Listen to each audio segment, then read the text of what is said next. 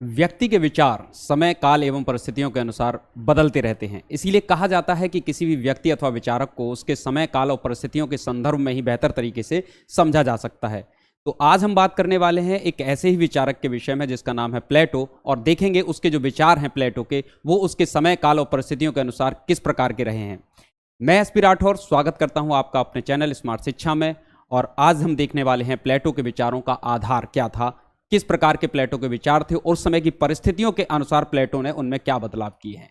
तो जानते हैं प्लेटो के विचारों का आधार। कल की हमने अपने वीडियो की क्लास में जो हमने वीडियो बनाया था उस क्लास में आप लोगों को बताया था, आप लोगों को प्लेटो के विषय में, और प्लेटो के विषय में आपको बताया था, उसका जीवन परिचय से परिचित करवाया था। दार्शनिक राजा का उसका स्टेटमेंट आपको बताया गया था, उसका जीवन परिचय पूरा बताया गया था, father of the political philosophy के विषय में बताया गया था, उसकी प्रमुख रचनाओं के विषय में आपको अवगत करा दिया गया था, रिपब्लिक के जो विशेषताएं थी उनके विषय में अवगत कराया गया था आपको।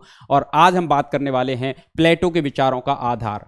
आज का हमारा टॉपिक रहेगा प्लेटो के विचारों का आधार। और प्लेटो के विचारों का जो आधार था, चूंकि प्लेटो किसी भी विचारक को समझने से पहले, उसके विचारों को समझने से पहले उसने किन परिप्रेक्ष्यों में विचार दिए होंगे ये भी महत्वपूर्ण हो जाता है। इसलिए आवश्यक होता है कि आप इसको जानें। और कई बार परीक्षाओं में इस तरह सवाल भी रहते हैं कि प्लेटो निम्नलिखित में से किससे प्रभावित था या किससे प्रभावित नहीं रहा है। तो इसके विषय में भी आप लोग देखिए। तो प्लेटो के विचारों का आधार देखा जाए तो समकालीन यूनान की दशाएं, उस समय के तत्कालीन यूनान की जो परिस्थितियां थीं, यानी कि यूनान की जो दशाओं से मतलब है परिस्थितियां, उस समय की जो यूनान की परिस्थितियां थीं उससे संबंधित है। आप देखेंगे कि यूनान की जो परिस्थितियां थीं, सुकरात का जीवन आप लोग देखते हैं, वहां पर सुकरात उसके जो गुरु थे उनके जीवन में क्या बदलाव आता है। उस समय की परिस्थितियों से एक संदर्भ ये भी है कि उस समय राजतंत्र को समाप्त करके लोकतंत्र की स्थापना यूनान में हो चुकी थी, लेकिन लोकतांत्रिक प्रणाली में उसके गुरु सुकरात को क्या कर दिया गया था, मृत्युदंड दे दिया गया था। इसलिए जो प्लेटो कभी विचारक था, पक्षधर था लोकतंत्र का, उसका विचार बदल जाते हैं लोकतंत्र के विषय में। तो उसकी जो परिस्थितियां थी यूनान की, जहां पर क्या हो रहा था, यहां पर एक सत्ताधारी वर्ग का शासन, यानी या कह सकते हैं कि सत्ता का एक चरम था यहां पर, और सत्ता किसके हाथों में थी, एक कुछ खास वर्ग के हाथों में थी। हालांकि इसके विषय में भी बात करेंगे। एक और महत्वपूर्ण घटना है पेलियोनेशिया का युद्ध, या पॉलीपोनेशिया का युद्ध भी कहा जाता है इसको, पॉलीपोनेशिया का युद्ध, ठीक है ना। ये पॉलीपोनेशिया का युद्ध क्या है, इस युद्ध ने भी आपके प्लेटो को बहुत महत्वपूर्ण तरीके से प्रभावित किया है। पॉलीपोनेशिया का युद्ध, ये युद्ध हुआ था आपके एथेंस के बीच में व स्पार्टा के मध्य, ये युद्ध हुआ है। एथेंस व स्पार्टा, मैंने कल की क्लास में भी आपको बताया था कि स्पार्टा, एथेंस, यूनान के दो पार्ट आप मान के चलें, एक एथेंस और दूसरा स्पार्टा। स्पार्टा जो है ये सैनिकों का है। ये यहां पर कौन है, यहां सैनिक वर्ग का प्रभुत्व था, सैनिक है यहां पर, एक सैनिक शासन है एक तरीके का यहां पर। और दूसरा क्या है, यहां पर ये बात करते हैं गुलामों की, गुलाम है, गुलामों का देश भी कहा जाता था इसे। और ये आपके सैनिक के रूप में ही बहुत ज़्यादा प्रभावित रहा है, मतलब परिभाषित किया जाता है कि स्पार्टा को एक सैनिक शक्ति के रूप में माना जाता है। इस युद्ध की कोई निर्धारित बहुत तारीख तो नहीं मालूम, लेकिन कहते हैं कि 431 से लेकर के 403 BC में यह युद्ध हुआ है यहां पर। और इस युद्ध में एथेंस की हार होती है। इस युद्ध में क्या होता है, एथेंस की हार हो जाती है यहां पर, और स्पार्टा विजयी रहता है। स्पार्टा से इसीलिए आप बहुत ज़्यादा वो प्रभावित है, क्योंकि वो यहाँ पर मान के चलता है, क्योंकि ये गुलामों का देश और सैनिक शक्ति का देश है। आप देखेंगे कि बाद में जो प्लेटो के विचार रहे हैं, प्लेटो ने इसीलिए तो सैनिक शक्ति के आधार पर ही तो प्लेटो के विचार विकसित होते हैं। प्लेटो किस चीज़ का विचार देता है यहाँ पर, अनिवार्य सैन्य सेवा का विचार प्लेटो देता है। अनिवार्य सैन्य सेवा का विचार देता है प्लेटो बाद में। अनिवार्य सैन्य सेवा का विचार किसका देता है, प्लेटो के द्वारा दिया जाता है, और वो प्रभावित होता है स्पार्टा से। इस युद्ध की हार के बाद एथेंस, प्लेटो को लगता है कि जैसे एथेंस में क्या हो रहा है, एथेंस में यहां पर वो समझ के चलता है कि सभ्यता व संस्कृति का ह्रास हो रहा है।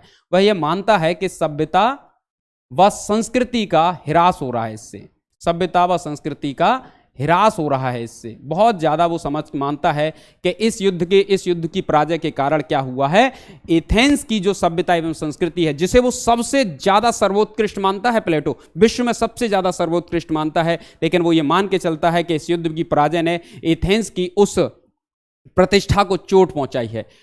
इसके जीवन की जो तीसरी महत्वपूर्ण घटना है वो सुकरात की मृत्यु है, सुकरात का देह त्याग। सुकरात के देह त्याग के कारण ही प्लेटो का किसमें से विश्वास उठ जाता है, प्लेटो का लोकतंत्र में से विश्वास उठ जाता है। प्लेटो का लोकतंत्र में से विश्वास उठ जाता है भाई, लोकतंत्र से विश्वास उठ जाता है, विश्वास समाप्त होने लगता है, ठीक है ना, विश्वास समाप्त होने लगता है इसी कारण से। इसीलिए बाद में आप देखेंगे कि प्लेटो दार्शनिक राजा की बात करने लगेगा, क्योंकि अब वो राजतंत्र का समर्थन करने लगता है। इसी कारण से ऐसा होता है क्योंकि उसका सुकरात था कि उसका मानना था कि लोकतांत्रिक शासन के लोगों ने उसके गुरु सुकरात को, एक सच्चरित्र व्यक्ति को, फांसी पर लटका दिया, उसको मृत्युदंड दे दिया गया। इसलिए वो इस लोकतंत्री शासन प्रणाली से अपने आप को क्या कर लेता है, अलग कर लेता है और राजतंत्र की ओर बढ़ने लगता है। नगर राज्यों में वर्ग विभाजन, प्लेटो का जो नगर राज्यों में वर्ग विभाजन है उसके विषय में मैं आप लोगों को बताऊं। यहां देखिए, नगर राज्यों में जो वर्ग विभाजन है, प्लेटो का नगर राज्यों में वर्ग विभाजन, अगर हम नगर राज्यों में वर्ग विभाजन से कैसे प्रभावित था, नगर राज्यों में वर्ग विभाजन था। चौथी बात जिसकी हम कर रहे हैं, नगर राज्यों में वर्ग विभाजन। वर्ग विभाजन किस तरीके का था आप समझिए इसको। देखिए, नगर राज्यों में जो वर्ग विभाजन है उसके विषय में प्लेटो का यह कहना था कि यहां पर अमीर किसका शासन है, अमीर का शासन है। क्या है, वो कहता है कि एथेंस का जो नगर राज्य है, ये यूनान के जो नगर राज्य हैं वो वर्गों में विभाजित हो गए हैं, जिसमें अमीर वर्ग का, अमीर का शासन है। किस पर है, गरीब पर, गरीब पर अमीर का शासन है, गरीब पर। और गरीबों को क्या हो रहा है, गरीब को न्याय से वंचित किया जा रहा है, गरीब को न्याय से वंचित किया जा रहा है। गरीब इस कारण से क्या हो गए हैं, न्याय से वंचित हो गए हैं। इसीलिए प्लेटो एक ऐसे राज्य का स्वप्न देखने लगता है, एक ऐसे राज्य का विचार प्रस्तुत करता है जिसमें क्या हो, जिसमें सभी को न्याय प्राप्त हो, जिसमें न गरीब अमीर पर और न अमीर गरीब पर शासन कर पाए, बल्कि एक मिला जुला रूप हो, एक ऐसा शासक हो, एक ऐसा राज्य हो जिसमें दोनों के ही गुण हो और दोनों लोग समानता के साथ क्या कर पाए, शासन कर पाए। यह विचार प्लेटो का इसी वर्ग विभाजन से प्रेरित होकर के आता है, वह इससे बचना चाहता है। दूसरी बात करें, इसके बाद पांचवां, सोफिस्ट विचारधारा। यहां पर प्लेटो प्रभावित होता है किससे, सोफिस्ट विचारधारा से भी प्रभावित होता है। तो सोफिस्ट विचारधारा से क्या प्रभावित होता है उसके विषय में देखेंगे। देखिए, जो हम छठवीं बात कर रहे हैं, सोफिस्ट विचारधारा, ठीक है ना, सोफिस्ट विचारधारा की। अगर हम सोफिस्ट विचारधारा को देखें तो चूंकि इससे भी क्या प्रभावित है, इससे प्लेटो बहुत ज्यादा प्रभावित रहा है। इसके अगेंस्ट में जाता है, ऐसा नहीं है कि इसको अपना लेता है, इसके अगेंस्ट में विचार जाते हैं, चाहे वो सुकरात हो, चाहे वो आपके प्लेटो हो, दोनों ही इसके अगेंस्ट में विचार देते हैं। लेकिन ये कहीं तक अपने आप में बहुत कुछ आपको सही लगने लगेंगे जब इनके विषय में जानेंगे, क्योंकि ये क्या मानते हैं, ये राज्य को कृत्रिम संस्था मानते हैं। सोफिस्ट क्या मानते हैं, राज्य को कृत्रिम संस्था मानते हैं। राज्य को ये क्या मान के चलते हैं, एक कृत्रिम संस्था मानते हैं। तो आप समझिए, सोफिस्ट विचारधारा राज्य को एक कृत्रिम संस्था मानती है, यानी कि राज्य स्वाभाविक नहीं है। सोफिस्टों का मानना है कि राज्य न तो राज्य प्राकृतिक व स्वाभाविक नहीं है, राज्य प्राकृतिक व स्वाभाविक संस्था नहीं है, वह स्वाभाविक संस्था नहीं है, ये इनका मानना है, ठीक है ना। ये व्यक्ति को केंद्र में मान के चलते हैं। ये किसको मानते हैं, ये व्यक्ति को केंद्र मानते हैं, ये व्यक्ति को केंद्र मान के चलते हैं, ये व्यक्ति को केंद्र मानते हैं, ठीक है ना। ये किसको केंद्र मानते हैं, व्यक्ति को केंद्र मानते हैं, और व्यक्ति को ही प्रत्येक बात की कसौटी पर कसकर देखते हैं। मतलब ये प्रत्येक बात को व्यक्ति के रूप में, प्रत्येक बात को व्यक्ति के इर्द गिर्द,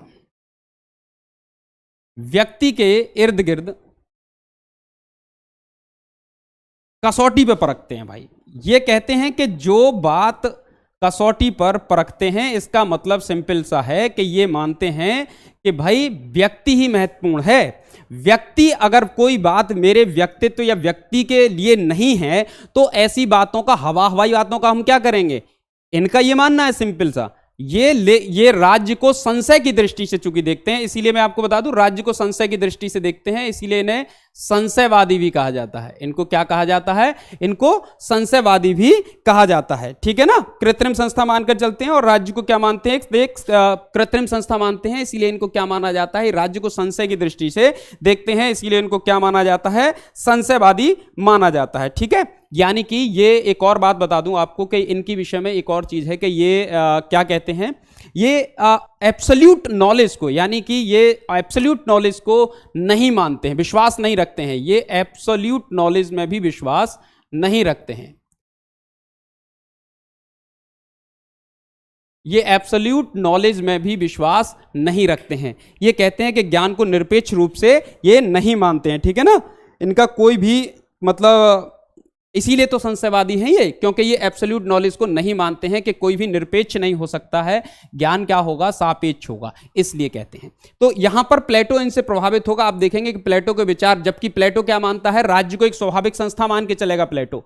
ये क्या मानते हैं, एक कृत्रिम संस्था, लेकिन प्लेटो क्या मानता है, प्लेटो मानता है राज्य को एक स्वाभाविक संस्था मानता है। और आप देखेंगे राज्य को, इसीलिए प्लेटो राज्य को व्यक्ति का बृहत रूप मान के चलता है। यह भी बहुत महत्वपूर्ण बात है। क्लियर है, ये सब चीजें यहां पर हैं। और जैसा कि सोफिस्ट मानते हैं प्रत्येक बात में व्यक्ति को केंद्र में मान के चलते हैं, लेकिन आप प्लेटो को देखेंगे तो प्लेटो के लिए विचार महत्वपूर्ण है, व्यक्ति उसके लिए उतना महत्वपूर्ण नहीं है। चलिए दूसरी बात करें इसके बाद। देखिए अगली बात है किसके विषय में, अब अगली बात करें हम विश्व विचार मूलक है। प्लेटो विचार को ही महत्व देता है। प्लेटो किसको महत्व देता है, प्लेटो विचार को महत्व देता है। प्लेटो कहता है कि समाज जो है, विश्व जो है वो किस प्रकार का है, प्लेटो के अनुसार विश्व विचार मूलक है। यानी इस प्लेटो की नजर में क्या महत्वपूर्ण है, एग्जाम में क्वेश्चन आता है कि प्लेटो की नजर में क्या महत्वपूर्ण है, तो याद रखेंगे प्लेटो की नजर में विचार महत्वपूर्ण है। वो कहता है कि विश्व जिस विश्व को आप देख रहे हैं सामने में, इससे पीछे भी एक बड़ा विश्व का एक बृहत रूप है विश्व का, जो कि आपको दिखाई नहीं दे रहा है। सबसे महत्वपूर्ण चीज है उस विचार को समझना, उस विश्व के विचार को समझना, किसी भी बात के विचार को समझना उसके मूल में है। इसलिए प्लेटो विचार को महत्व देता है।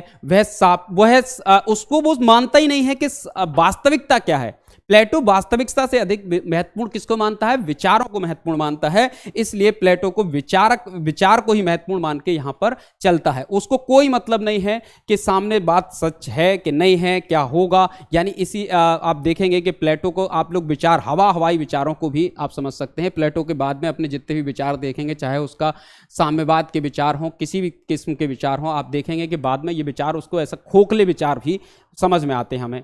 राज्य व्यक्ति का महान रूप है। राज्य व्यक्ति का महान रूप है। प्लेटो का जो सिद्धांत है वो ये भी कहता है कि राज्य क्या है, व्यक्ति का बृहत रूप है। ठीक है ना। प्लेटो क्या कहता है, प्लेटो कहता है कि राज्य व्यक्ति का बृहत रूप है। ठीक है ना। प्लेटो के अनुसार राज्य क्या है, राज्य व्यक्ति का बृहत रूप है। राज्य को क्या मानता है वो, राज्य व्यक्ति का बृहत रूप है। ठीक है ना। ये प्लेटो का विचार है। ये बात एग्जाम में पूछा गया है कि निम्नलिखित में से कौन राज्य को व्यक्ति का बृहत रूप मानता है।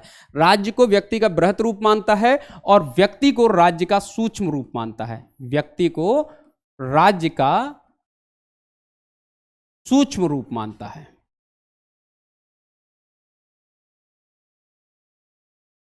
या सूक्ष्म रूप है। ठीक है ना। ये विचार किसके हैं भाई, तो ये विचार आपके महान विचारक प्लेटो के हैं। किसके विचार हैं ये, प्लेटो के विचार हैं।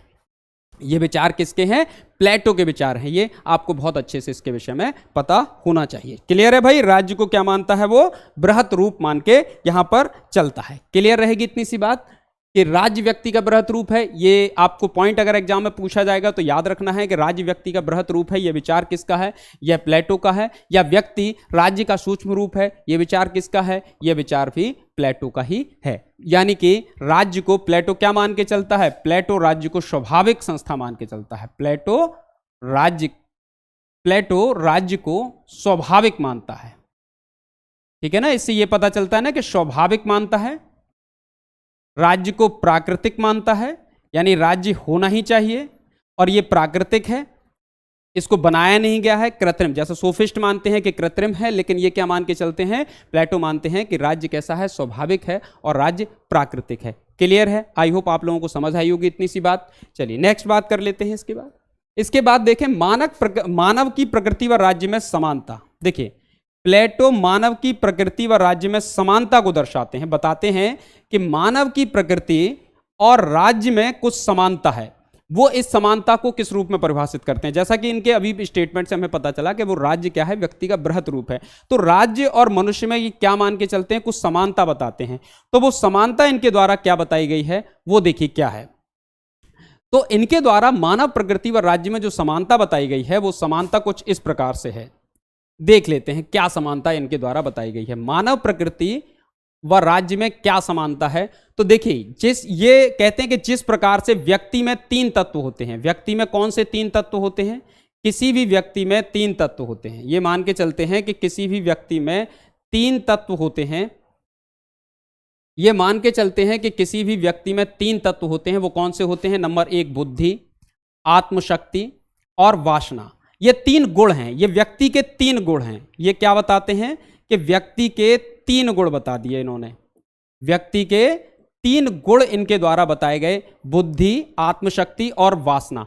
यानी कि बुद्धि यानी विचार शक्ति, रीजन, और आत्मशक्ति स्पिरिट, और वासना यानी कि एपेटाइट। एपेटाइट भूख की बात हो रही है, वासना की बात हो रही है।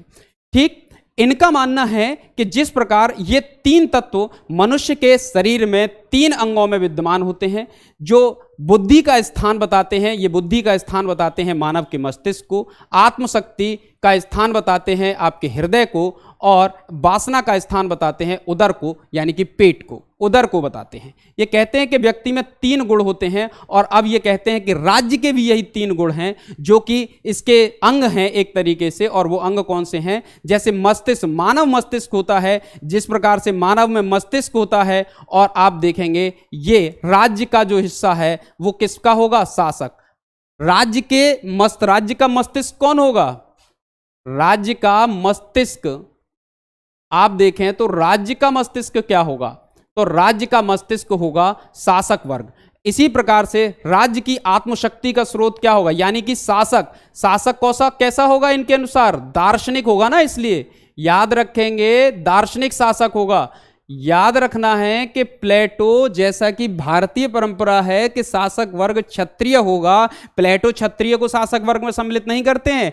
प्लेटो पढ़े लिखे ऐसे विद्वान वर्ग को सम्मिलित करते हैं जिसमें दर्शन शास्त्र के गुण हो, जिसने दर्शन पढ़ा हो, जिसे दर्शन की समझ हो। दार्शनिक शासक की बात करते हैं, इसीलिए वो महत्व देते हैं बुद्धि को, बल को महत्व नहीं देते हैं। वो कहते हैं कि बलशाली शासक नहीं बल्कि बुद्धिशाली शासक हो। इस बात को विशेष तौर पर याद रखें। तो शासक जो होगा वो राज्य का मस्तिष्क होगा। सैनिक जो हैं उसकी आत्मशक्ति होंगे, क्योंकि सैनिक क्या करेंगे? इनमें सैन्य बल होंगे।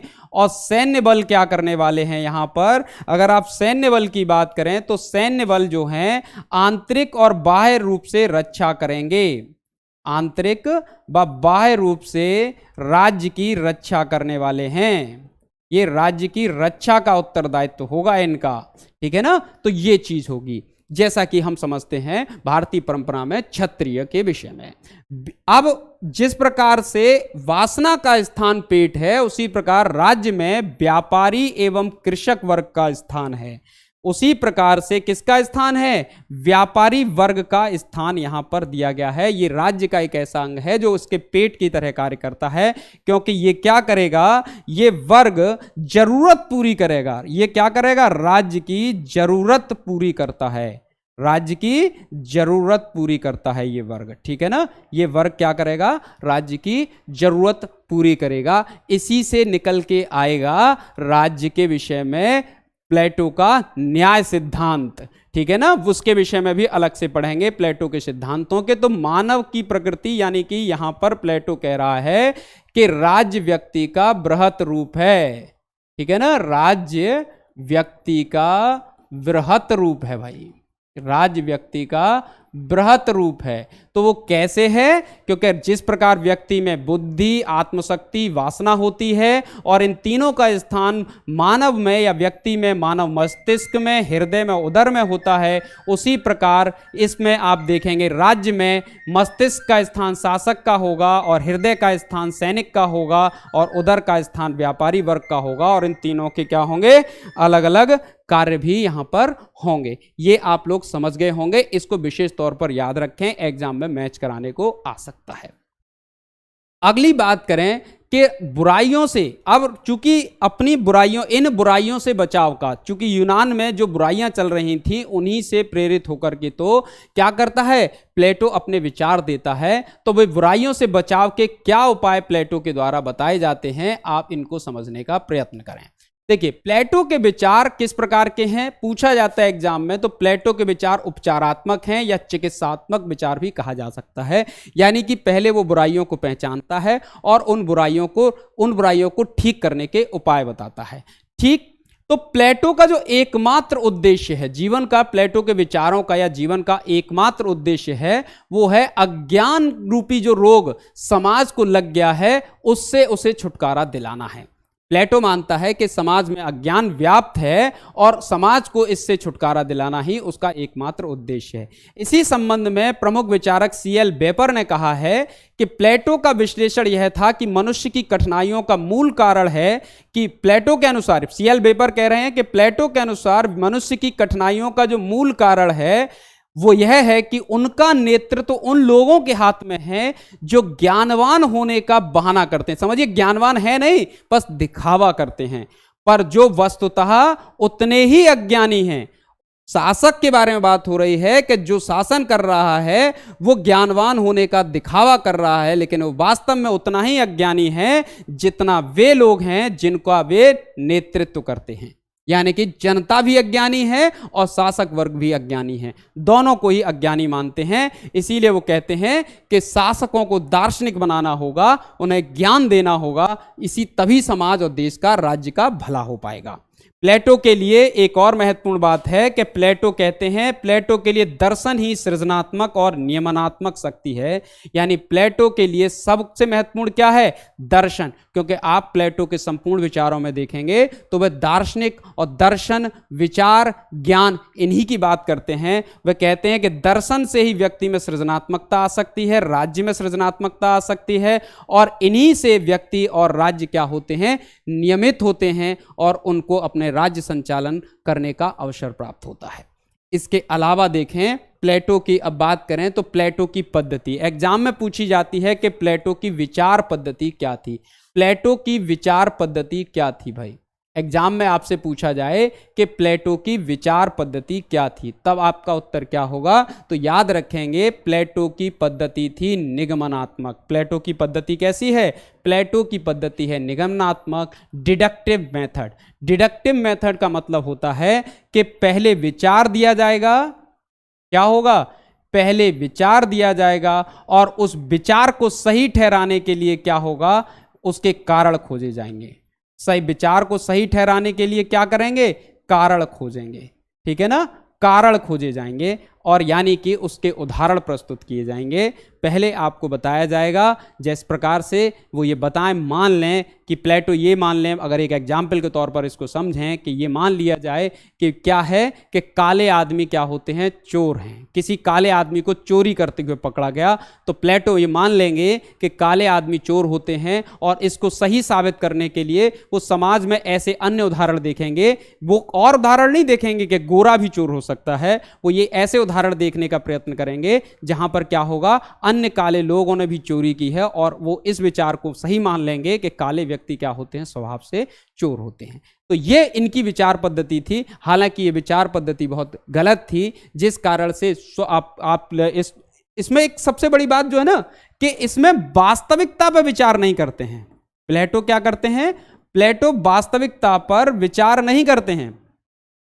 प्लेटो वास्तविकता पर विचार नहीं करते भाई। इसमें प्लेटो वास्तविकता पर कोई विचार नहीं करते हैं कि जो वो कह रहे हैं क्या वो समाज में वास्तव में ऐसा है भी कि नहीं है। इसीलिए एक स्टेटमेंट आपको याद रखना है जो परीक्षा में अक्सर पूछ लिया जाता है। इसी आधार पर आप एक आपके विचारक हैं जिनका नाम है प्रोफेसर मैक्सी, और प्रोफेसर मैक्सी का कथन क्या है? प्रोफेसर मैक्सी क्या कहते हैं इस बारे में? तो प्रोफेसर मैक्सी कहते हैं इसी आधार पर प्लेटो को क्या कहा है प्रोफेसर मैक्सी ने? एग्जाम में क्वेश्चन भी आया है, यूटोपियन कहा है। क्या कहा है? प्लेटो को यूटोपियन कहा है। प्लेटो को क्या कहते हैं? ये प्लेटो को यूटोपियन कहते हैं। प्लेटो को कहा जाता है यूटोपियन कहते हैं। यूटोपियन का अर्थ होता है स्वप्नदर्शी विचारक। इन्हें क्या कहा है मैक्सी ने? प्लेटो को प्रथम स्वप्नदर्शी विचारक, प्रथम स्वप्नदर्शी विचारक, प्रथम स्वप्नदर्शी विचारक के रूप में माना जाता है। प्रथम स्वप्नदर्शी विचारक कहा है। किसको कहा है प्रथम स्वप्नदर्शी विचारक? प्लेटो को कहा गया है और किसके द्वारा कहा गया है? प्रोफेसर मैक्सी के द्वारा कहा गया है। आई होप आपको आज की क्लास अच्छी लगी होगी, मज़ा आया होगा, समझ में आया होगा। वो पॉइंट्स जो एग्जाम में पूछे जाते हैं वो भी मैंने आपको बताए। प्रथम मैक्सी का ये कथन कई बार एग्जाम में पूछा गया है। इन्हीं मैक्सी ने आपको इनके जो प्लेटो के शिष्य थे अरस्तु को क्या कहा था? साइंटिफिक कहा था बहुत ज़्यादा इनके विषय में। इसका फोन आ गया। अरस्तु के विषय में तो इन्होंने अरस्तु के विषय में कहा था कि अरस्तु को इन्होंने प्रथम वैज्ञानिक जो राजनीतिक दार्शनिक कहा था, वैज्ञानिक राजनीतिक दार्शनिक अरस्तु को इन्होंने ही कहा था। लेकिन प्लेटो को इनके विचारों के कारण क्या कहा था? प्लेटो को इनके विचारों के कारण स्वप्नदर्शी विचारक कहा था। तो आज की क्लास में बस इतना ही। अगली क्लास में ऐसे ही शानदार वीडियो के लिए, शानदार मजेदार बात के लिए प्लेटो के अब बात करेंगे न्याय सिद्धांत की, अगले वीडियो में बात होगी। तब तक के लिए शुक्रिया आप सभी का, धन्यवाद। पढ़ते रहें, जीवन में आनंद लें। जय हिंद, जय भारत।